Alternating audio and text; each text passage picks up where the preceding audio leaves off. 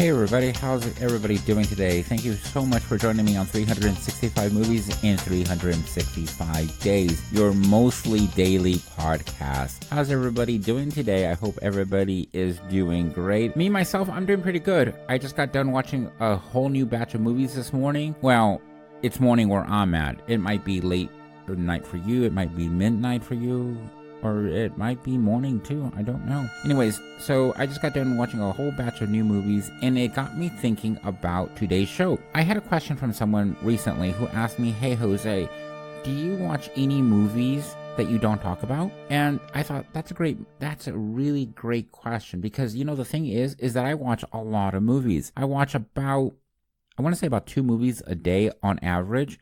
So I do watch a lot of stuff out there that I never get to talk about. So what I wanted to kind of do today is just do a movie roundup. So I'm kind of going to go through my list of movies that I watch every single day. And then what I'm going to do is just give you some quick notes, thoughts, feelings maybe on the movies and whether you should be watching them too or not. Now, how do I keep track of what I watch? I actually use it's an app and also a website called Letterboxd. If you have never used Letterboxd, it's great to keep track of not only movies that you've watched, but also of movies that you want to watch.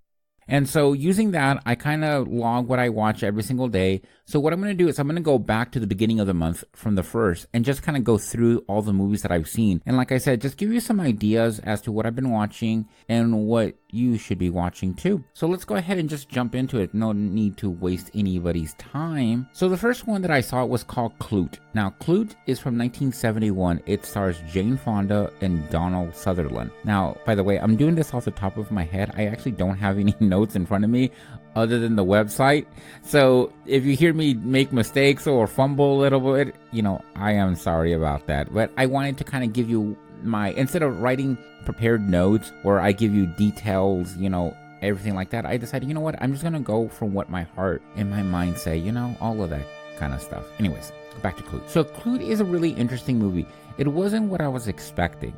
It's weird because I was expecting more. I don't know what I was expecting, but what I got was great. I actually really enjoyed it. And you know who I really enjoyed in that movie? Was Jane Fonda. I know usually Jane Fonda is like, this hippie liberal and all of that stuff, but that wasn't there. It was a really great movie. It's about a detective named Klute who's out to find the killer of a friend. And somehow in the middle of it, Jane Fonda gets all mixed up as a prostitute. It's kind of predictable. And honestly, the whole detective mystery part of it it's really not great. The best part about it is the emotions and the whole character of Fonda. She really does carry this movie. And why not? She ended up winning a Best Actress award for it. So that was the first one.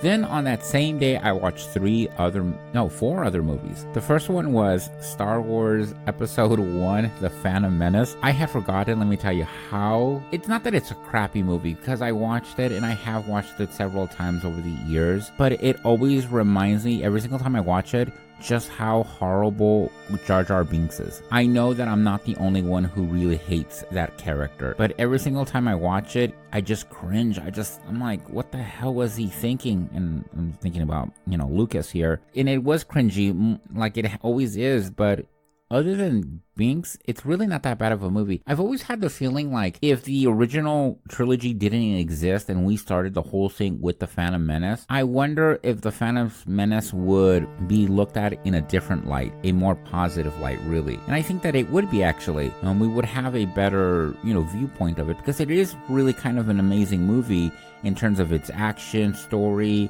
Even though it would get worse, the prequels I'm talking about, the first outing wasn't that bad if you take Binks out of it, okay? So then I watched Attack of the Clones, number 2, and that is a horrible movie. There is no better way to say than that is a horrible movie. It is one of the worst movies I have ever seen.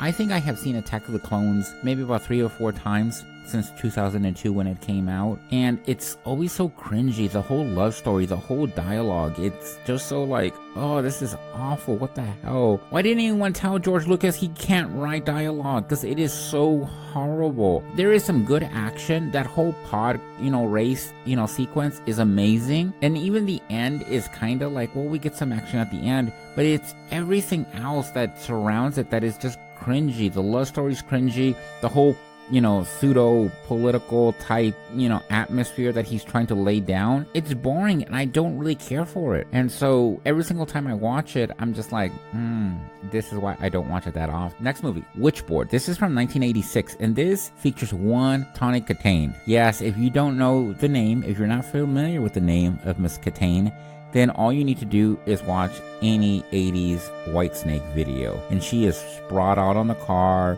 or spread out over, David Coverdale's legs or whatever. It's actually not that bad of a movie. It's, I would say, out of 4 stars, I would give it maybe 2.5. It's actually not that bad of a movie. It's one of those movies that if you're a horror fan, you're going to enjoy. If you're not a horror fan, then you probably will stay away from it. But it actually isn't that bad of a movie. It has its good and high points, and Kitaen actually does a decent job. The next movie that I saw, and this is again still on the 1st of the month, was a movie called Shivers. This is a David Cronenberg 1975 movie. In fact, it was his first one. It is a weird movie, okay? The whole point of the movie is that there's a high-rise building in which these doctors have set loose by accident somewhat these worm-type parasites that get into people's bodies and either make them kill themselves or into horny bastards. I mean, there is no other way to get around it. It is one of those movies that you're either going to be repulsed by or you're really going to enjoy. Me, I actually enjoyed it. Even though it had really low production values, the whole idea and the whole way it's presented, I actually found it kind of fascinating. Even if, logic told me that this doesn't make sense at times, the horror fan in me really enjoyed it still. So Shivers was the next movie that I saw. I really enjoyed it. I really liked it. I think that anybody who likes horror movies will really definitely get a lot out of it. Going on to the second. So on the second, I saw a bunch of more movies. And I actually saw on the second 4 movies. So I'm keeping, pretty busy these days. The first one was a movie called Nightmares, and Nightmares is from 1981. I don't know how to explain Nightmares without going too deep into it, but it's one of those movies where I just found it kind of interesting and at the same time kind of bored by it. It picks up, and as the movie goes on, it has better stuff in it, okay? So let me give you a quick rundown as to what the movie's about. There's this guy, okay? And he has nightmares of him killing his dad. And then he somehow gets out of a mental hospital and he's now off to try to kill his ex-wife and kids. But his son is having visions and everybody's brushing it off as just visions, but he's actually having visions of his dad. It sounds complicated. There's no way for me to kind of tell you exactly blow by blow what the movie is even about, but it is one of those horror movies that horror fans are going to really enjoy. Everybody else is just going to get completely turned off. So if you are not a horror fan, I really don't recommend Nightmares. But if you are, why haven't you seen it, The next movie is Graveyard Shift. This is 1990, and this is a Stephen King adaptation of a short story. I love this movie. I have seen this movie so many times, and what I love about it isn't that it's, gruesome or that it is scary or anything like that. It just has a quick pace. It's just constantly going. So it doesn't allow you to stop and think, hey, this movie makes no damn sense. It doesn't do that because since the pace is so quick, you're just going from one scene to the next, to the next, to the next, and it's exciting. It constantly is going, and before you know it, boom, the movie's done. I love movies like that.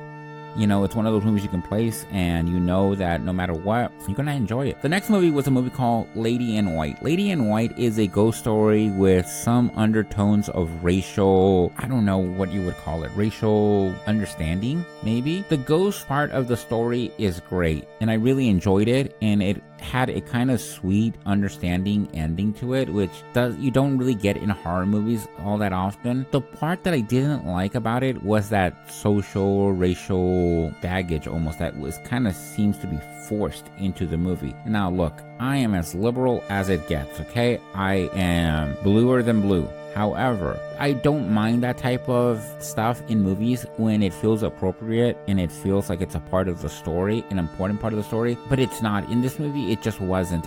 It didn't add anything really to the movie that it didn't already have. In fact, I think it kind of detracted a little bit from it. And so for that fact, I kind of was like, it did not need it. But it was still a good movie. I still really enjoyed it.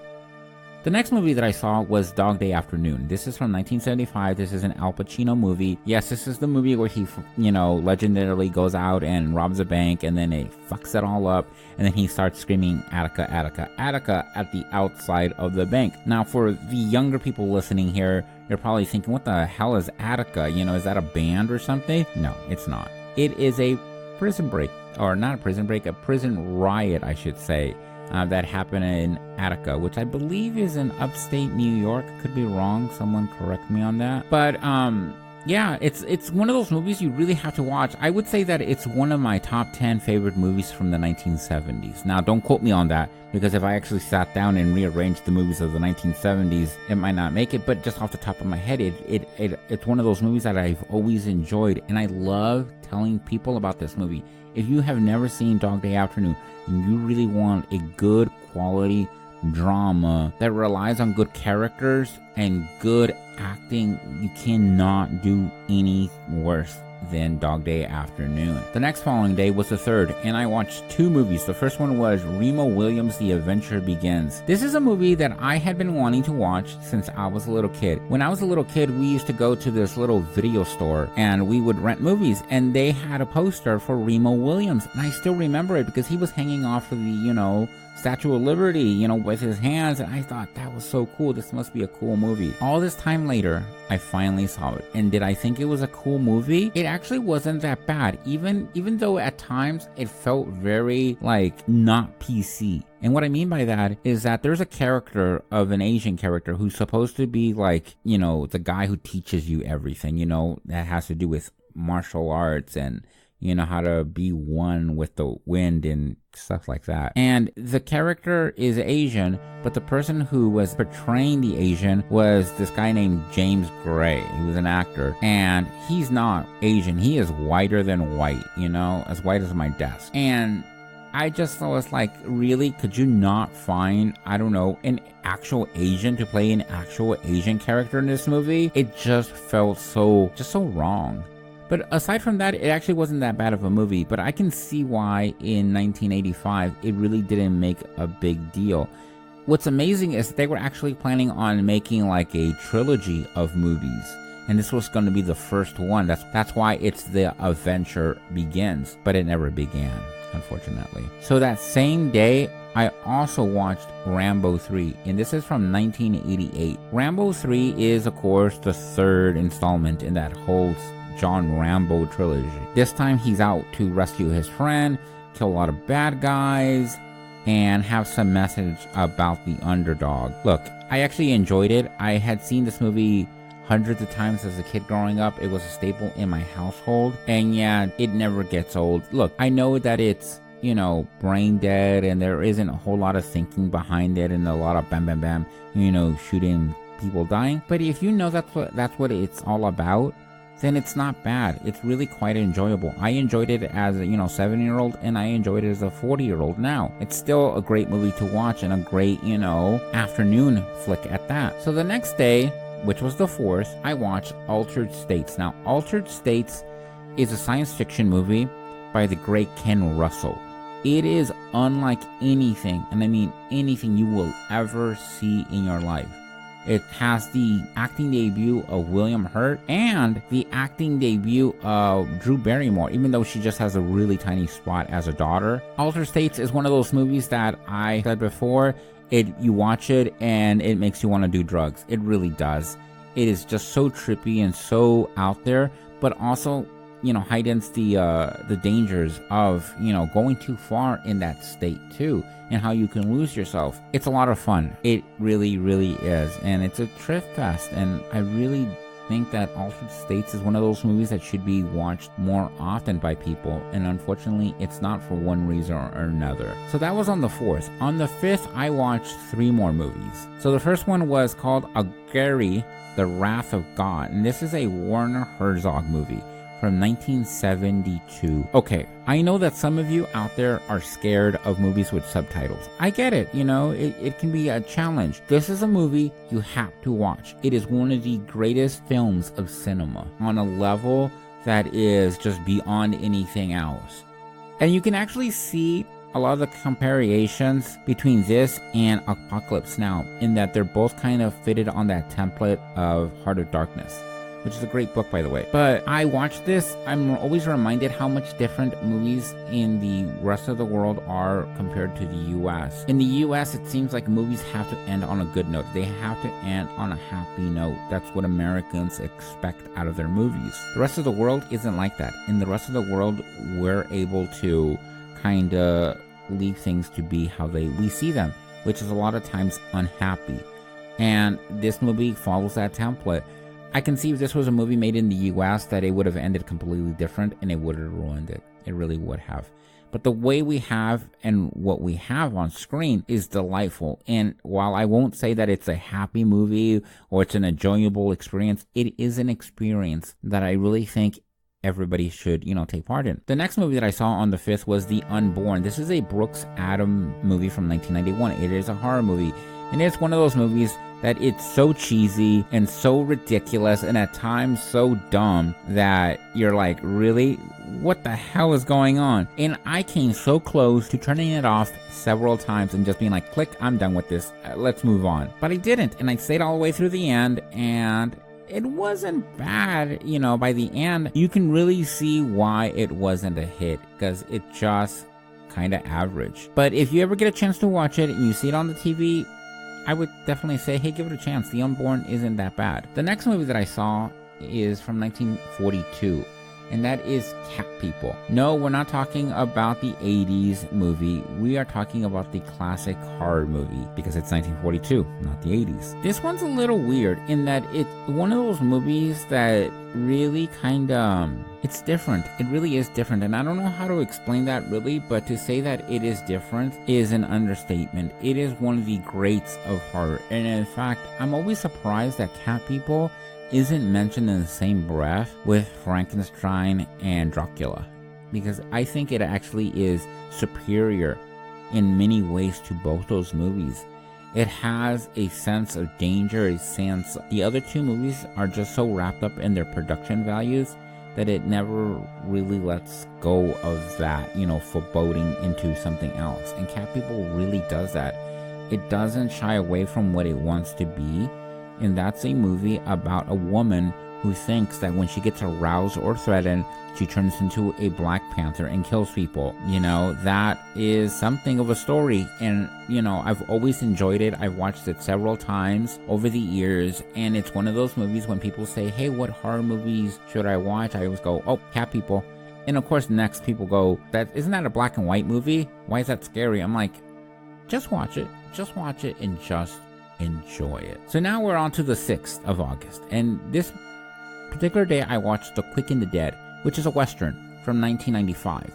The first thing that always stands out about this movie is the fact that Leonardo DiCaprio's in it, and he's so young.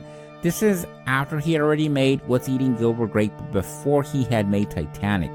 He is just young and fresh-faced, and it is always so interesting to see him in these early roles because he just has that little baby face. This is a great movie. This is one of those movies that I call one of those American spaghetti westerns. It doesn't have, there came a point where westerns became kind of cliched and they died out, and then they got brought back to life with movies like Unforgiven. This movie is nothing like Unforgiven. Unforgiven has a lot of deep, layered points that it's trying to tell you about the West, about myth, about moving on, about people. The Quick and the Dead doesn't have any of that. It is just a pure gunslinger revenge type story. If you're looking for something that doesn't make you think too much, then The Quick and the Dead is a great way to spend an evening watching a great movie with a great Gene Hackman and a superb Sharon Stone, by the way, and Russell Crowe.